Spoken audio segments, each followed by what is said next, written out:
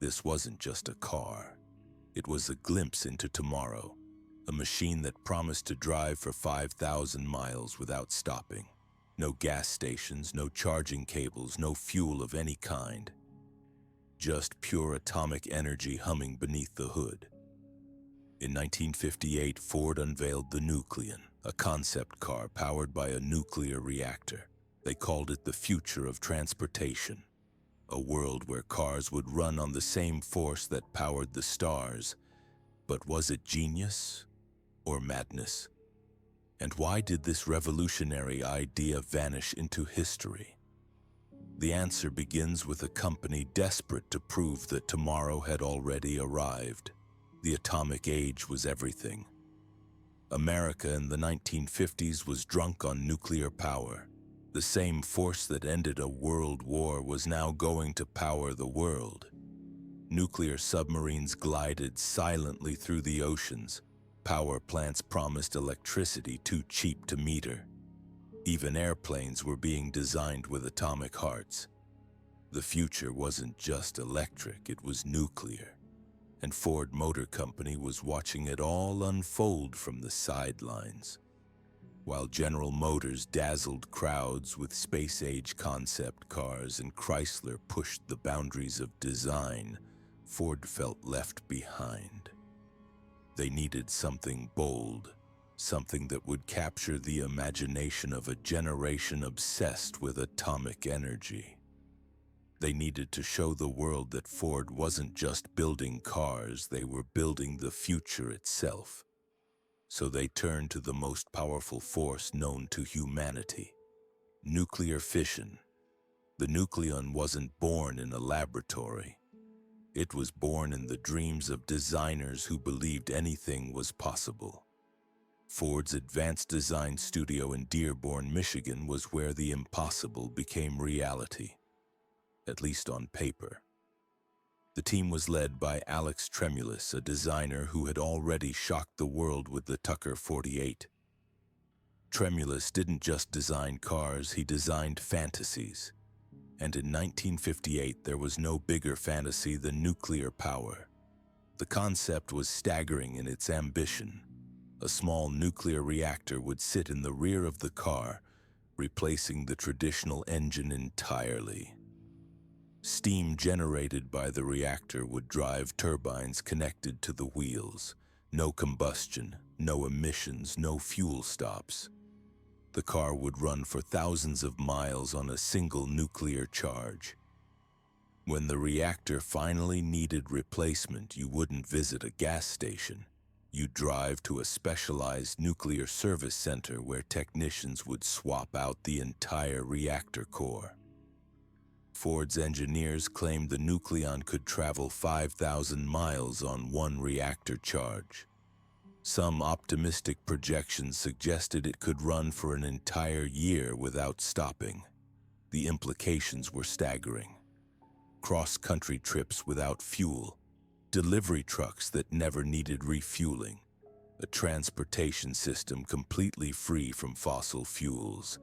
It was the ultimate expression of atomic age optimism. But the Nucleon was more than just a nuclear reactor on wheels. It was a complete reimagining of what a car could be. The design was unlike anything on the road. The body was long and low with a distinctive atomic age aesthetic. Fins swept back from the rear, not just for style, but to house the cooling systems needed for the reactor. The passenger compartment was moved forward, creating a spacious cabin while keeping occupants as far as possible from the nuclear core. The reactor itself was a marvel of miniaturization. Ford envisioned a compact unit no larger than a conventional engine block. It would use uranium fuel pellets, similar to those used in nuclear submarines. The reactor would heat water into steam, which would drive turbines connected to an electrical generator. That electricity would power motors attached to the wheels. It was essentially a nuclear-electric hybrid decades before hybrid technology became mainstream. The engineering challenges were immense. Nuclear reactors generate tremendous heat. The Nucleon would need sophisticated cooling systems, radiation shielding, and safety mechanisms that didn't exist in 1958. The reactor would have to be virtually foolproof. A fender bender couldn't become a nuclear incident. The car would need to operate safely in all weather conditions, from desert heat to Arctic cold. And it would have to do all of this while remaining affordable to average consumers. Ford's designers weren't deterred by these challenges. They believed technology would solve everything. The nuclear industry was advancing rapidly. Reactors were becoming smaller, safer, and more efficient. The military had already proven that nuclear power could be contained in submarines and ships. If the Navy could put a reactor in a submarine, why couldn't Ford put one in a car? The timing seemed perfect. President Eisenhower's Atoms for Peace program was promoting civilian nuclear technology. The government was encouraging private companies to explore peaceful uses of atomic energy. Nuclear power was seen as the solution to America's energy needs. Coal was dirty, oil was finite, but uranium was abundant and clean. The atomic age promised unlimited energy for unlimited prosperity. Ford wasn't alone in their nuclear ambitions. General Motors was experimenting with nuclear-powered locomotives. Boeing was designing nuclear aircraft. Even household appliances were being reimagined with atomic power. Nuclear-powered ships were already crossing the oceans. The leap from nuclear ships to nuclear cars seemed inevitable. The Nucleon represented more than transportation. It was a symbol of American technological supremacy. While other nations struggled with conventional technology, America would leap directly into the atomic future. The car would demonstrate that nuclear power wasn't just for weapons or power plants. It was for everyday life. It was safe, clean, and limitless. The design process was exhaustive. Ford's engineers consulted with nuclear physicists, radiation specialists, and safety experts. They studied naval reactors, research reactors, and proposed civilian power plants. They calculated heat loads, radiation levels, and safety margins. Every component was designed with nuclear operation in mind. The car's structure would serve as radiation shielding. The cooling system would handle reactor heat. The electrical system would convert nuclear energy into motion. The reactor would be sealed and self-contained. Fuel pellets would be loaded at the factory and designed to last for years. The reactor would operate at relatively low temperatures compared to power plants, reducing the risk of accidents. Multiple safety systems would shut down the reactor if anything went wrong. The entire unit would be designed for easy removal and replacement by trained technicians. Ford even considered the economics. Nuclear fuel was expensive initially, but it would last so long that the cost per mile would be negligible. The car would never need oil changes, tune-ups, or emissions testing. Maintenance would be minimal. The only regular service would be reactor replacement every few years. The economics seemed compelling for both consumers and the environment. The Nucleon was more than a car. It was a complete transportation ecosystem. Ford envisioned a network of nuclear service centers across the country. These facilities would be staffed by nuclear technicians trained to handle reactor cores safely. Spent fuel would be processed and recycled. New reactors would be installed with precision and care. The entire system would be regulated and monitored to ensure public safety. The car would revolutionize not just transportation but society itself. Rural areas would have access to clean, unlimited transportation. Cities would be free from automotive pollution. The entire oil industry would become obsolete. America would achieve energy independence through nuclear power. The Nucleon wasn't just a car, it was a vision of a completely transformed world. But even as Ford's designers worked on the Nucleon, reality was beginning to intrude. Nuclear technology was advancing, but slowly. The reactors needed for automobiles would require breakthroughs that seemed decades away. The safety systems needed didn't exist. The regulatory framework for nuclear cars hadn't been developed. The public was enthusiastic about nuclear power, but would they trust it in their garages? The Nucleon remained a concept, a dream captured in clay and chrome. Ford built a scale model for auto shows but never constructed a working prototype. The technical challenges were simply too great, the safety concerns too serious, the economics too uncertain. Yet the Ford Nucleon's most tantalizing promise wasn't just about eliminating gas stations or reducing emissions. It was about fundamentally reimagining what a car could be. This wasn't merely transportation. It was a glimpse into a world where the very act of driving would be transformed by the power of the atom itself. The technical specifications that Ford's engineers envisioned were nothing short of revolutionary. The Nucleon would house a compact nuclear reactor roughly the size of a suitcase, tucked safely behind the passenger compartment. This reactor would generate steam to drive turbines, which in turn would produce electricity to power individual motors mounted directly in each wheel.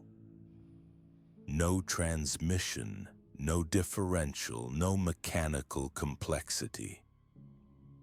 Just pure atomic energy converted seamlessly into motion.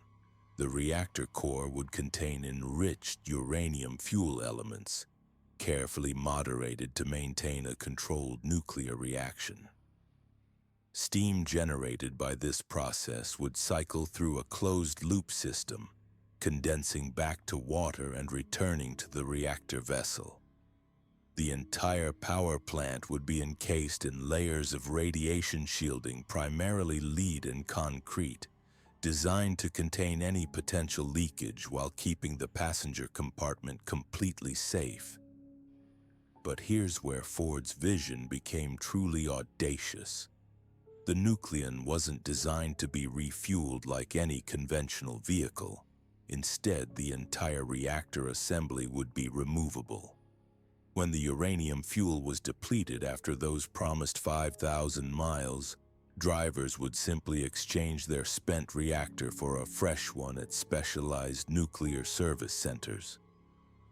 It was like changing batteries, except the battery was a miniaturized atomic power plant. The engineering challenges were staggering. Creating a nuclear reactor small enough to fit in a car while maintaining safety and efficiency pushed the boundaries of what was physically possible. The reactor had to be lightweight yet heavily shielded, powerful yet completely contained. It needed to operate reliably under the constant vibration and movement of automotive use, withstand crashes without breaching containment, and function in extreme temperatures from desert heat to Arctic cold. Ford's designers tackled these challenges with innovative solutions that seem almost fantastical today. They proposed using advanced materials like beryllium for neutron moderation and specialized alloys for the reactor vessel.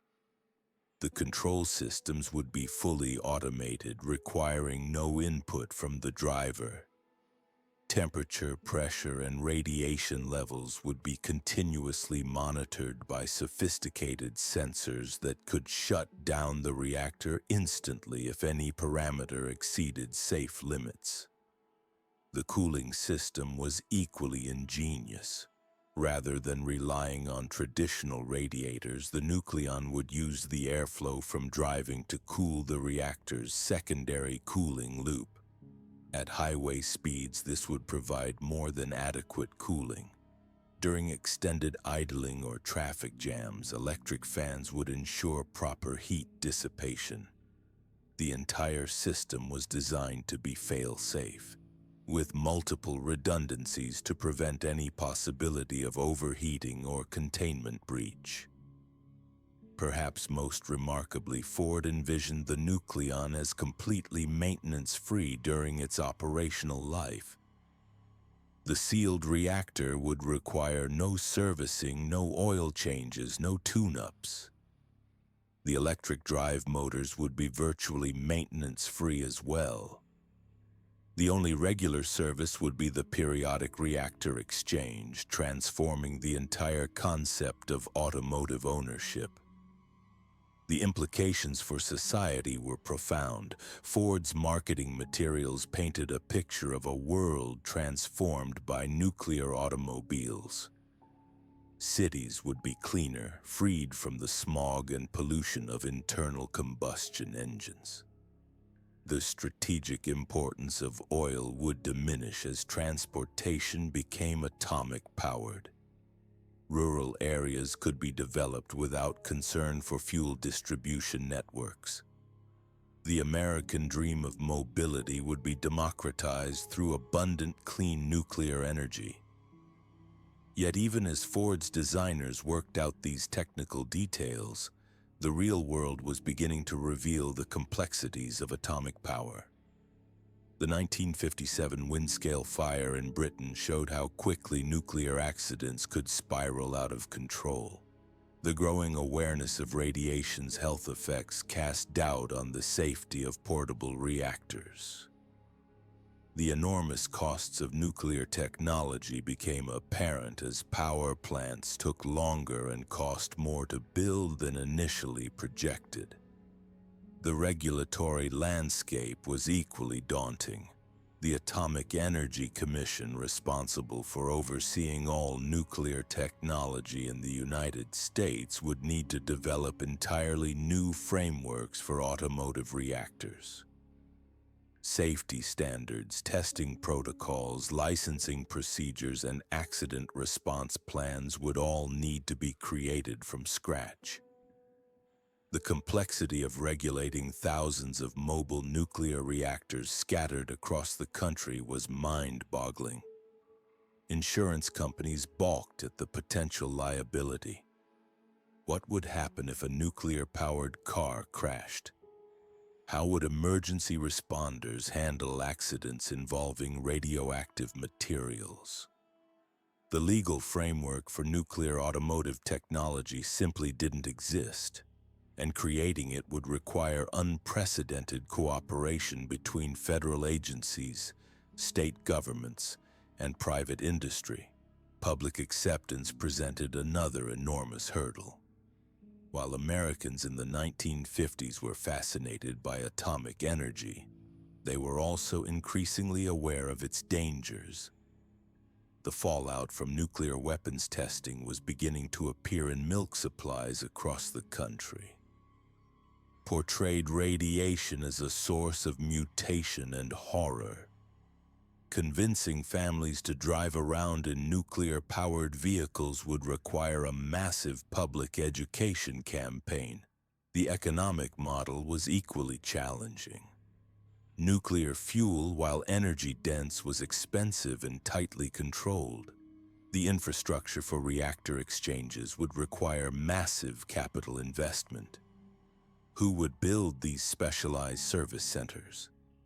How would they be staffed and secured? The logistics of handling thousands of spent nuclear reactors would be unprecedented in scale and complexity. Ford's competitors were watching nervously. General Motors began preliminary studies of their own nuclear vehicle concepts. Chrysler explored atomic-powered turbine engines. The entire automotive industry recognized that whoever mastered nuclear propulsion first would gain an enormous competitive advantage. Yet none were willing to make the massive investments required without clear evidence that the technology was viable. International implications loomed large as well. Nuclear technology was heavily restricted by treaties and export controls. American nuclear cars couldn't be sold abroad without complex international agreements. Foreign governments would need to develop their own regulatory frameworks and service infrastructure. The global automotive market, already complex, would become exponentially more complicated with nuclear propulsion. The timeline for development kept stretching further into the future. What initially seemed like a project for the early 1960s gradually pushed into the 1970s, then the 1980s. Each technical challenge revealed new complexities. Each safety concern required additional research. Each regulatory hurdle demanded more time and resources. Meanwhile, alternative technologies were advancing rapidly. Internal combustion engines were becoming cleaner and more efficient. Electric vehicles, while still primitive, showed promise for urban use. Gas turbines offered the possibility of multi-fuel capability. The urgency of nuclear propulsion began to diminish as conventional technologies improved. By the early 1960s, Ford's advanced design studio had moved on to other projects. The Nucleon remained a fascinating concept, a beautiful scale model, and a collection of engineering drawings. But it would never progress beyond the realm of imagination. The gap between atomic dreams and automotive reality had proven too wide to bridge. The story of the Ford Nucleon reveals something profound about technological optimism and the limits of human ambition. It shows how even the most brilliant engineers and designers can be swept up in the enthusiasm of their era, pursuing visions that seem inevitable in their time but impossible in hindsight. The Nucleon wasn't just a car that never was, but the Ford Nucleon was more than just a failed experiment. It was a mirror reflecting the dreams and fears of an entire generation. In the 1950s, atomic energy wasn't just science, it was salvation. The same force that ended World War II would now power homes, heal diseases, and yes, drive cars down Main Street America. This wasn't wild speculation. It was the logical next step in human progress. The Nucleon embodied something deeper than transportation. It represented the American spirit at its most audacious. While other nations rebuilt from war, America was building the future. The car wasn't just nuclear-powered, it was powered by pure optimism. Every sleek line of its design whispered the same promise. Tomorrow would be better than today. Think about the world Ford was designing for. A world where your car would outlast your house. Where cross-country road trips meant months of adventure without a single fuel stop. Where the biggest decision wasn't where to fill up, but where to go next. The Nucleon wasn't just solving transportation, it was solving freedom itself. The engineering behind this dream was breathtaking in its ambition. Ford's designers imagined a reactor so compact it could fit behind the rear axle, yet powerful enough to generate steam for thousands of miles. They envisioned safety systems that would make nuclear accidents impossible. They dreamed of a maintenance schedule measured in decades, not months. But here's what makes the Nucleon truly fascinating. It wasn't born in isolation. It emerged from a culture that had just witnessed the impossible become routine. splitting the atom, conquering polio, breaking the sound barrier. In 1958, nothing seemed beyond reach. The same year the Nucleon was unveiled, NASA was founded. The same engineers dreaming of nuclear cars were also dreaming of lunar colonies. The car industry itself was exploding with innovation. Tail fins reached toward the sky. Chrome gleamed like armor. Engines grew larger and more powerful each year. The Nucleon was simply the next logical step in this arms race of imagination. Why settle for more horsepower when you could have nuclear power? Yet the Nucleon's greatest achievement wasn't technical. It was cultural. It gave shape to humanity's atomic age aspirations. Every science fiction movie, every futuristic prediction, every World's Fair exhibit borrowed from its vision. The car became the symbol of what nuclear power could be. Clean, efficient, and utterly transformative. But symbols can be dangerous. The Nucleon also symbolized the era's blind faith in technology. The same generation that embraced atomic cars also built thousands of nuclear weapons. The same optimism that powered the Nucleon also powered the Cold War. Progress and peril walked hand in hand. The car's failure wasn't just about engineering challenges, it was about reality catching up with dreams. As the 1960s dawned, atomic energy revealed its darker side. Nuclear accidents, radioactive waste, and the constant threat of annihilation began to tarnish the atom's promise. The Nucleon, once a symbol of hope, became a reminder of hubris. This shift didn't happen overnight. Public opinion changed gradually, one headline at a time. 3 Mile Island, Chernobyl, Fukushima. Each disaster made nuclear cars seem less like progress and more like madness. The same force that could power cities could also destroy them. The same technology that promised freedom could also deliver catastrophe. Today, the Nucleon sits in museums, a beautiful relic of discarded dreams. Visitors marvel at its sleek lines and impossible promises. Children ask why we don't drive nuclear cars. Adults remember when we thought we would. The car has become a time capsule, preserving not just design but an entire worldview. But the Nucleon story isn't over. As climate change accelerates and fossil fuels face extinction, nuclear power is experiencing a renaissance. Small modular reactors, fusion breakthroughs, and advanced safety systems are making atomic energy attractive again. The same environmental concerns that once doomed nuclear cars might now resurrect them. Modern engineers are revisiting the Nucleon's core promise. Why carry fuel when you can carry a reactor? Why depend on infrastructure when you can be self-sufficient? New materials, better computers, and decades of nuclear experience have solved many of the problems that plagued the original design. The electric vehicle revolution has also changed the conversation. If society can accept battery-powered cars, why not nuclear-powered ones? Both technologies require new infrastructure, new safety protocols, and new ways of thinking about transportation. The Nucleon's vision of long-range, emission-free driving suddenly seems less impossible. Yet the real lesson of the Ford Nucleon isn't about technology, it's about dreams. Every generation needs vehicles for its aspirations. The Nucleon was the 1950s dreaming in steel and uranium.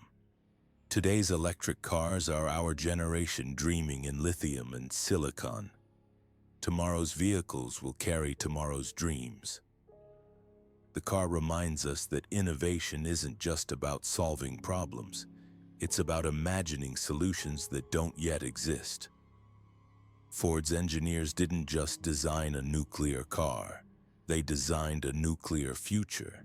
Even though that future never arrived, the dreaming itself was valuable. It pushed boundaries, challenged assumptions, and inspired new possibilities. The Nucleon also teaches us about the relationship between technology and society. Great inventions don't just solve technical problems, they solve cultural ones. The car wasn't just about transportation. It was about independence, status, and the American dream. The nuclear reactor wasn't just about power. It was about progress, sophistication, and mankind's mastery over nature. When we look at the Ford Nucleon today, we see more than a concept car. We see a crystallized moment in human history when anything seemed possible. It captures the optimism of an era that believed technology could solve any problem, overcome any obstacle, and deliver any dream. The car's ultimate failure doesn't diminish its importance. If anything, it makes the Nucleon more valuable as a historical artifact. It shows us what we once believed, what we once wanted, and what we once thought we could achieve. It's a reminder that even our failures can inspire future success. The Ford Nucleon was never just about building a better car. It was about building a better world, and in that sense, maybe it succeeded after all. Because even though we never got nuclear cars, we got something better. We got the reminder that human imagination has no limits, that dreams can take physical form, and that the future is always closer than it appears. The Nucleon is gone, but its spirit lives on. In every electric car, every hydrogen fuel cell, every ambitious concept that dares to reimagine transportation. The atomic age may have ended, but the age of dreaming never does.